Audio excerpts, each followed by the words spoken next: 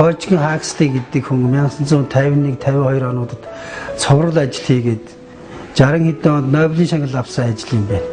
Тэрний одоо юуг нь өгүүллийг нь олчихсан багш. Тэгээ энийг үзэж энийг хийх юмаа гэд. Тийм өгүүлэл авчирч өгөө. Тэгээ би тэрийг сонирхож хий гэж сонирхоо. Тэгээ багшаар өдөрдүүлээд тийж багшаа болж эхэлж ийлээ. Залуу багш нартай ирээд бид нарт одоо оюутны байранд ирээд биднийг 5 банд нэг өрөөнд байдаг гэсэн нэгдүгээр хөрсөн хоол яаж хийх мэдэхгүй. Тэгэд ирээд флог гэж хоол хийхийг зааж өгч ийсэн.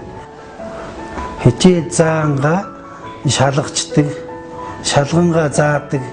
Зааж явахдаа өдрөө хараад тэрвээ ойлгохгүй бол ахиад заагаад эхэлдэг маягтай ер нь тийм их ойртож ханддаг гэсэн үг.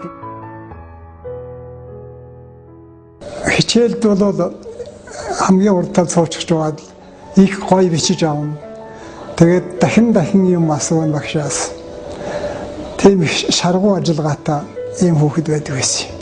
Тэгээд тэр үе чинь одоо онцгой дүнтэй хамгаалсан тийм одоо сайн хүүхдүүдийг бид хамгийн ихний хүүхдүүдээ их сургууль багшаар авдаг байсан юм шүү дээ. Тэгээд алтан хоёрыг манад ингэ багш болсон. Нөгөө өөрөө яаж сурч, өөрөө яаж ажилдаг оюутан байсан. Яг тэр зэнданаараа тэр байдлаараа оюутныг ажилуулах гэж их шахдаг.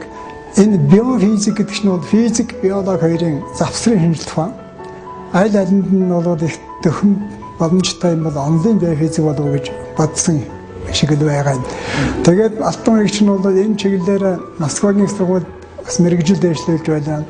Гүмболтын сургуульд Берлинд мэргэжил дэвшлүүлж байлаа. Эрдэнтэн болох дээрээс одоо ажилч угаад ажигч. Ажигч гэдэг чинь том хариугүй юмнаас одоо юм босгоод ирж чаддаг. Ямар нэгэн энд нэг шинийн байна гэдгийг мэдэрч чаддаг. Эндээс одоо юм гарандаа гэдгийг нэг харж чаддаг. Тийм л нэг л авиас юм да. Өөрөөр хэлбэл Монгол улсад аль нь хэрэгтэй гэдгийг алтан хоёрын энэ их сургууль тэр биофизикийн олон салбар дотроос энэ бас боломжтой гэж сонгосон болов уу гэж боддог юм л да.